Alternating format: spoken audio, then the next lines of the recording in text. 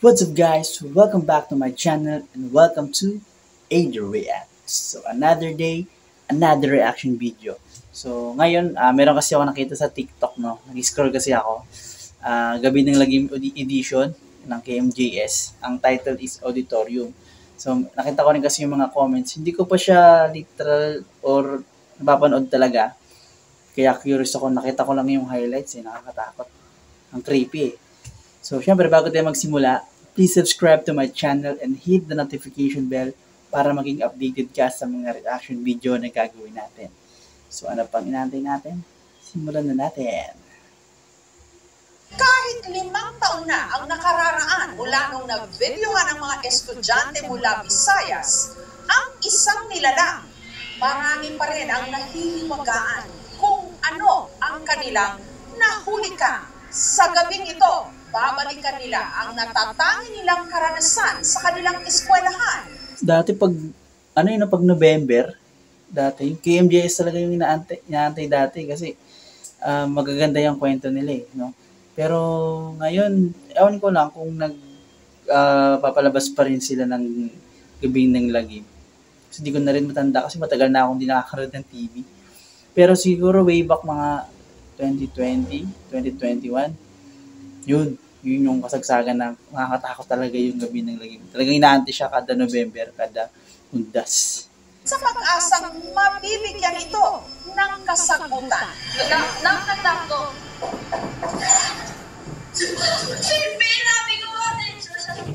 Sino ka bukas? 2019, nung Halloween season. Parang naisipan ko lang, I want if i-bring up ko ulit yung video na yun. Tapos nagulat po ako nung nag-viral ko siya sa Twitter. Ang daming nag-react, ang daming nanood. So biglang may nag-reply. Uy, nakikita niyo ba yung nakasilip na ulo sa likod? Tapos sobrang shocking yun para sa amin. Kasi kahit na ilang beses na ulit yung video na yun, doon lang namin napansin na oo nga, parang may sumilip na ulo. Sino ba yung nabi ko ba? Sino ka bukas?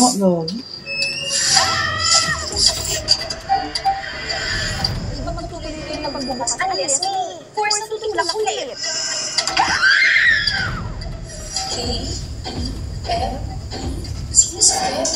Hindi sila magaling eh, no? Sa yung acting, yung mga artista rin na kinukuha nila kasi magagaling eh.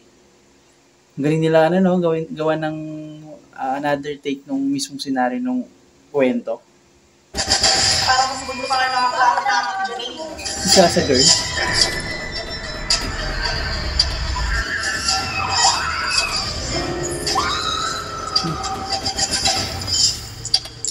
Auditorium. Nung grade po ako ay meron po kaming play na El Filibusterismo po. Simple lang nais ko pinongsim yun. Magkaisang bansa. Ang galing! Gusto ko na ang acting yung lahat.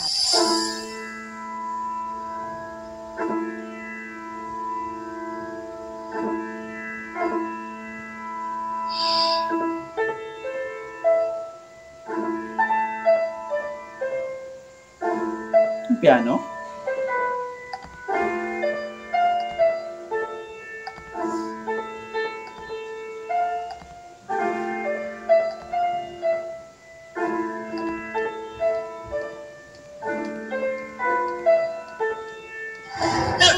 Ay, sorry ma'am. Dito pala kayo. Ikaw lang naman pala yan, Jojo. Paalis na rin kami.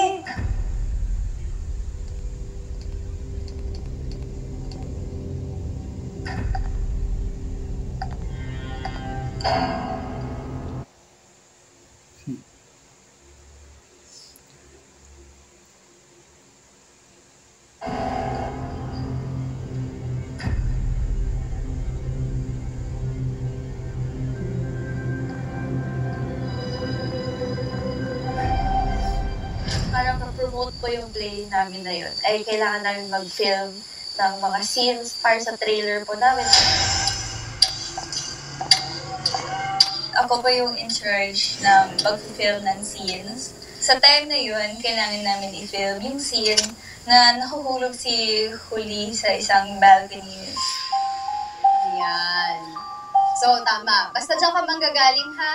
And then, after 3 knocks, tsaka ka papasok ng door. Rasheen, siguro adjust na muna natin yung lights kasi may mga shadow pa eh. Ako yung assigned sa my lighting. May na-feel na po akong parang off na vibes during that time. Parang hindi ako mapakali ba? Creepy.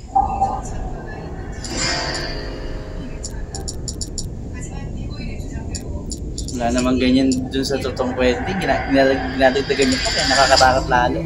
Uy, putik. Oh, nangyari sa'yo?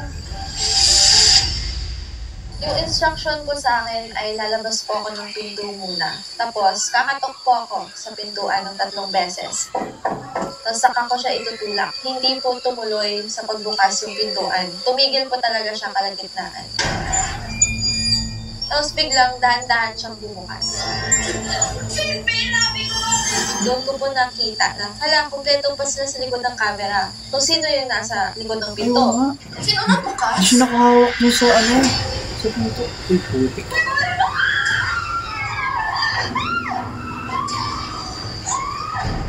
Wala namang ganyan eh.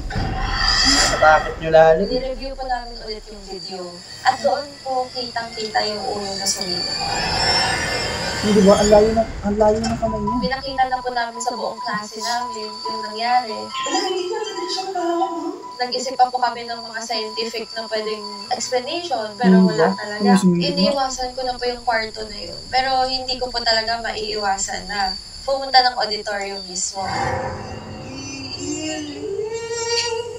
Mali kang Naamoy ko yung pahe. Bakla dapat yung... Nakakatakot yung tema nung kwento, pero si Sasa Girl nandito. Ganun dapat yung ulitin mo yan ha. Pagbalik ko dito, kuha lang ka tubig ha. Ayusin mo yan ha. O Dora.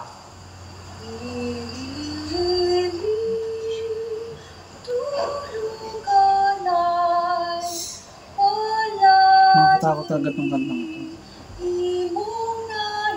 Pero sabi, itong kanta naman daw na to, hindi naman daw siya talaga for horror or for yung kakatakutan. Ito daw talaga parang panghele ng bata eh.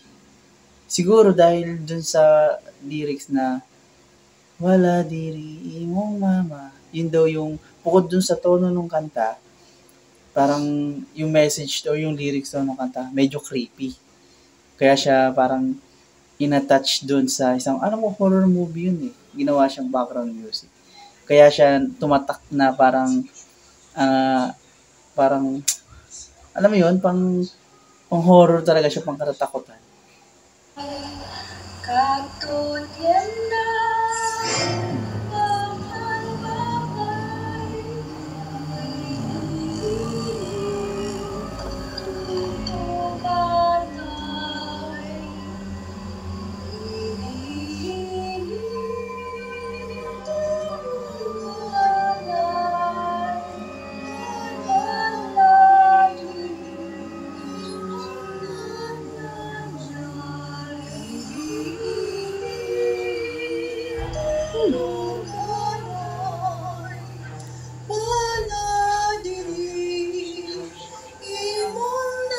God.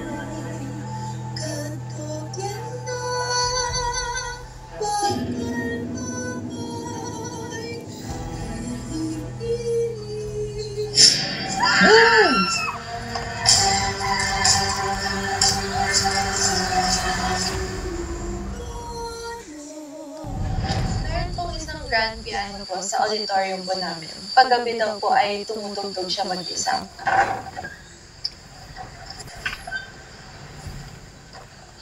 Mga salaulang bata to.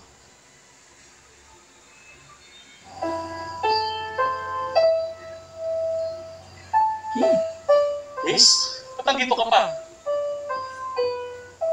Tapos na ang klase ah. Sasarado pa ang auditorium. Miss! God. Ah! Ah! Ah!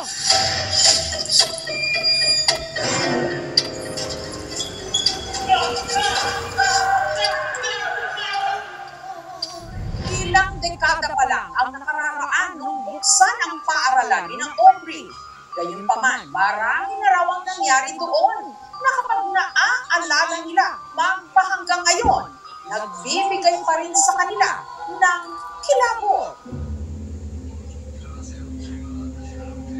Sa classroom namin, one time, feeling namin adventurous kami. Nag-try kaming mag-spirit of the glass. Kahit kami ng elementary, ganyan din eh.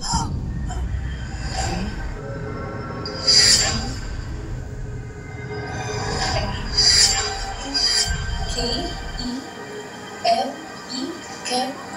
Sino si Ken?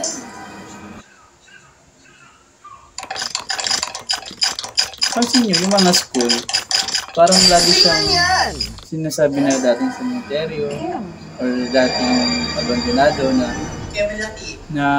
It's a prank! na parang nagkakaroon sila parang nakakatakot na history yung mga school. Ewan ko ba't ganun, kadalasan, lalo sa mga public school.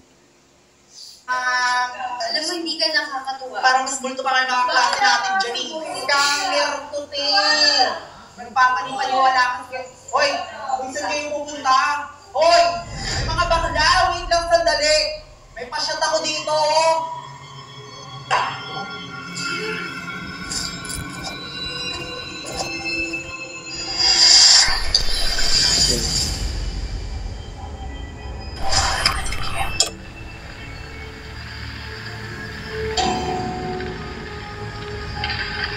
Ang dagdag takot, no?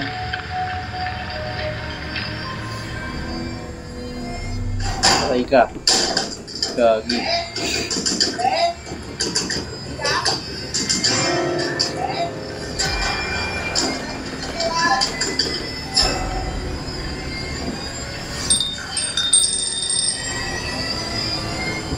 I love the guy.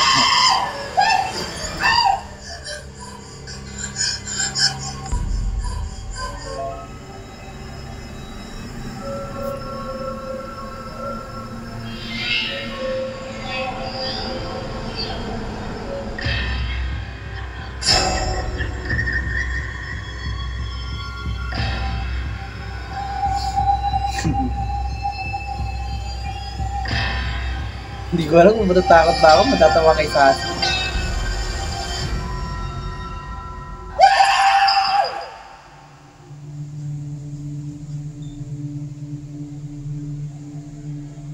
Years po ako na nag-dorm since grade 7 po hanggang grade 12 po. One day po, nag-uwi po ng helium balloon yung roommate ko. Mga 9 p.m. habang nagsa-CR, umiba po yung pakiramdam ko at parang may bumubulong po sa tenga ko. Parang nasa loob siya ng tenga mo.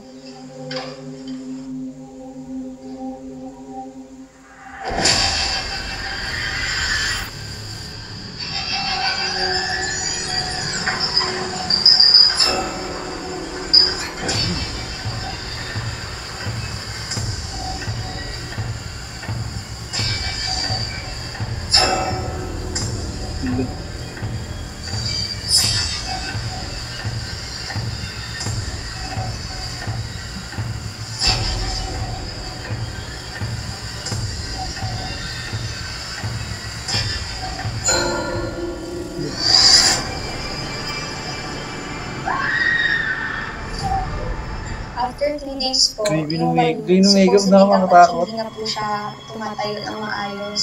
Deflated na po. Pero nung nakita po siya nung higher year, parang nakatayo daw po yung balloon.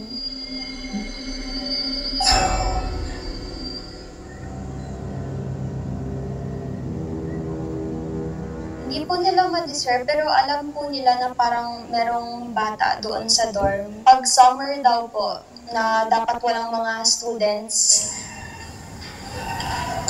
sa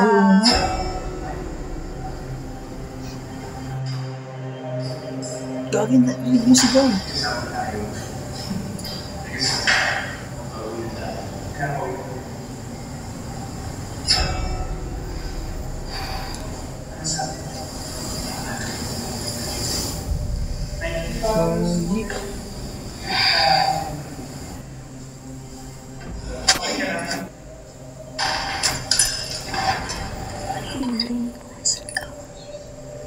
Nasaan?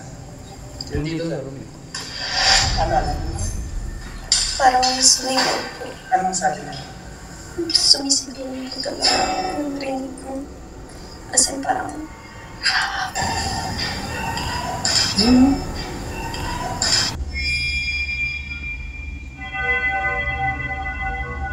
Pag sa kayo yung amoy. Amoy yan ah. Kaya siya ako po sa dulo.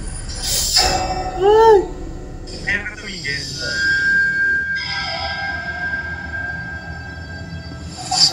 The legendary Ed Calua. Dala ng hospital pero namatay.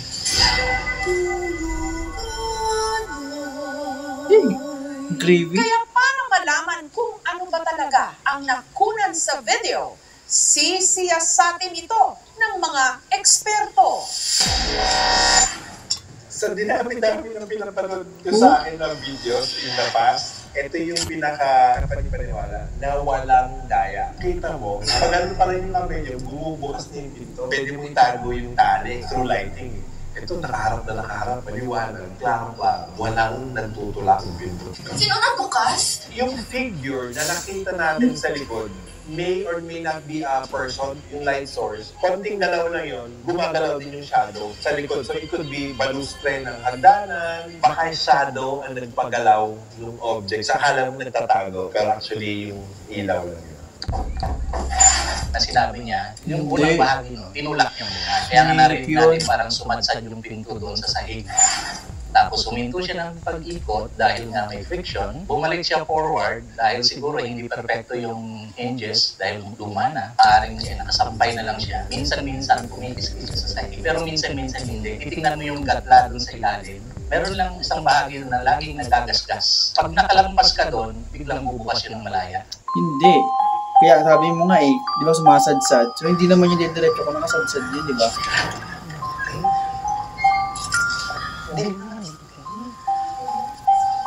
So may switch?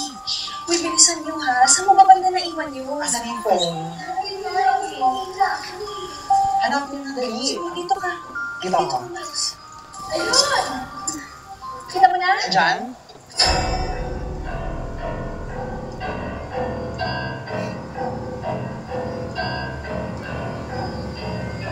Yun.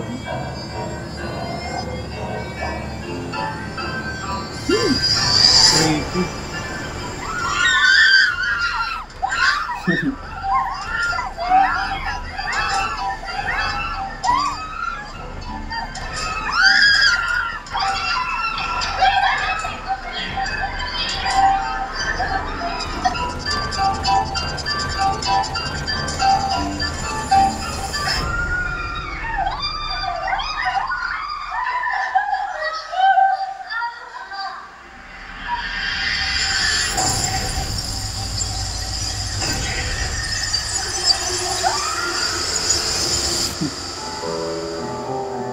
Uy, putik yan.